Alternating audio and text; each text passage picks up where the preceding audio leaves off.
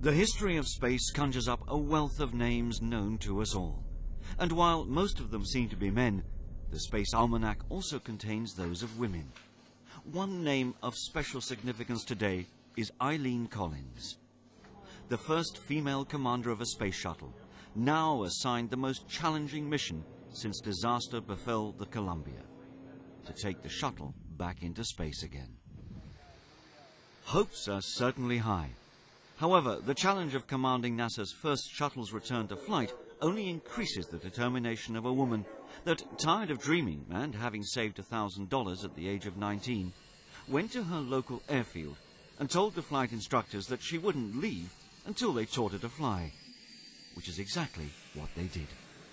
The year that I started military pilot training for the Air Force, 1978, was the same year that NASA took their first women into the shuttle program, 1978. And the 6 women that were in the first shuttle class became role models to me. And they were mission specialists, but I knew that, I wanted to be a pilot, but I knew that this program existed, and that's when I decided that someday I was going to go on and fly as an astronaut. And her dream came true. In 1991, after 13 years of hard work and intense preparation, Eileen Collins became an official NASA astronaut, and later the first woman ever to command a shuttle mission. French astronaut Michel Tognini, one of the more experienced ESA astronauts and now head of the European Astronaut Center in Cologne, Germany, worked under her command on shuttle mission STS-93, where he assisted in the deployment of the Chandra X-ray Observatory. Looking back, what he remembers most, apart from her technical and scientific preparation, is her humanity and her outstanding performance as a commander. It's really difficult for anybody to have a fight with this person because she knows how to understand the people. She fulfilled all the conditions. She was one of the first fighter pilots of USA. She was one of the first test pilots of USA. She has been selected as an astronaut at NASA as a pilot. She flew twice on the right seat, so she had all the conditions to be on the left seat, and she did it very well, and she's going to do it again for the return to flight on the STS-114.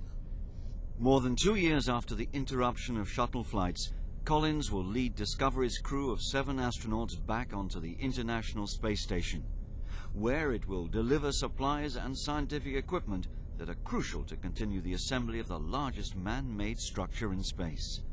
But above all, the first return to flight of the US Space Shuttle, scheduled for July the 13th, will test new ways to protect future orbiter missions and their crews from disaster, eventually providing means to repair the shuttle's outer hull whilst in orbit. The space shuttle flights and my flight going next are going to resupply the space station. We're going to help build the space station, and we're going to be doing science experiments, not just our country but other countries. We're going to be thinking about the next missions, maybe going back to the moon or going on to Mars someday, and eventually leaving the solar system and exploring other worlds. And to me, this is so exciting. A feeling that is surely shared by her crew members, 5 men and 2 women, committed to paving the way for future space exploration. Because Eileen will not be the only female astronaut on board the STS-114. Mission specialist Wendy B. Lawrence will be in charge of the transfer of supplies and equipment to the International Space Station.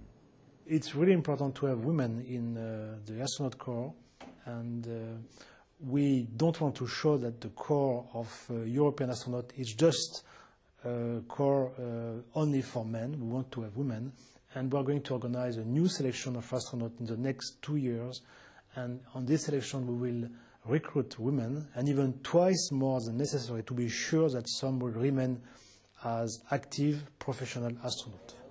And that is one of the many successes of women like Eileen Collins, to have ensured by their example and hard work that the book of space exploration in the 21st century will be written by women as well as men.